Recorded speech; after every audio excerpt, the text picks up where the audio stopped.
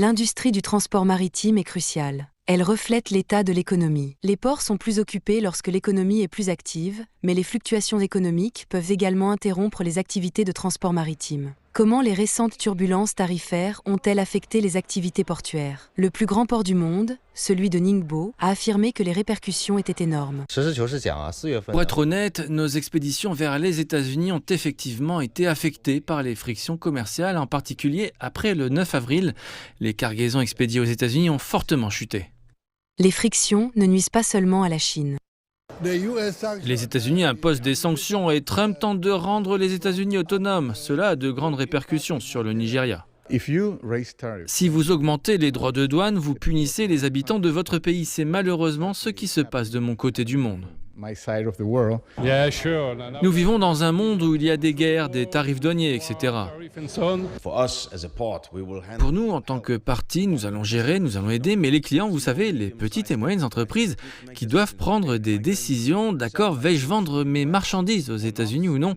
Et ils voient chaque jour qu'il y a un changement. C'est très très difficile. Lors de ce forum de 4 jours sur la coopération portuaire, plus de 200 invités internationaux du secteur du transport maritime ont clairement fait savoir qu'ils s'opposaient à l'utilisation inutile des droits de douane. Et comme vous pouvez le constater à la vue de ces stands et conférences très fréquentées, la collaboration régionale est en plein essor. La coopération avec la Chine est devenue un choix favorable pour les ports mondiaux. Pourquoi?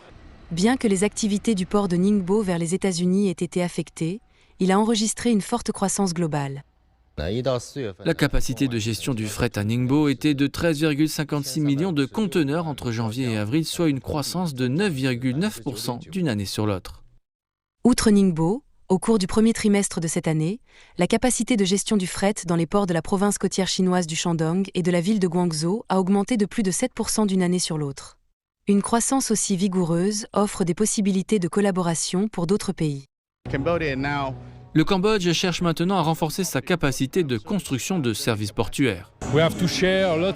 Nous devons partager beaucoup de choses pour faciliter et fluidifier la chaîne d'approvisionnement parce qu'en fin de compte, les ports apportent des produits, de la nourriture aux gens. Parmi toutes les situations peu prometteuses, il y a une lumière, l'établissement du port de Chiang Khai au Pérou.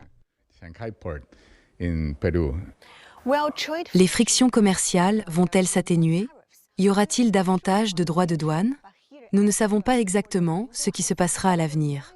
Mais lors du forum de 4 jours qui s'est tenu ici, le port de Ningbo a signé toute une série d'accords avec ses homologues. Le ton est clair. La Chine est favorable à la coopération et est prête à partager et à travailler avec des partenaires amicaux dans le monde entier.